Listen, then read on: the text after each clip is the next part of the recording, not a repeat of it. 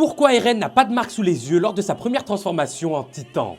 Contrairement aux autres transformations où Eren émerge de son titan avec des marques atroces sous les yeux, lors de sa première transformation lorsqu'il a dû être extrait de son titan, on a pu voir qu'Eren n'avait aucune marque. Eh bien sachez que c'est absolument pas une incohérence et qu'il y a un détail très important qui explique tout. En réalité, il y a deux raisons qui expliquent tout ça. Premièrement, les marques sous les yeux se forment car les muscles des titans sont connectés à leur shifter pour leur permettre de contrôler leurs mouvements. Mais si vous faites attention, lors de sa première transformation, le titan d'Eren n'est absolument pas sous contrôle. Il est en mode berserker et Eren a dû être extirpé de force de son titan. Donc on peut facilement se dire que le visage d'Eren n'était sûrement pas connecté. Et ça a été la même chose pour Falco lors de sa première transformation. Il était totalement hors de contrôle et il n'avait lui non plus pas de marque.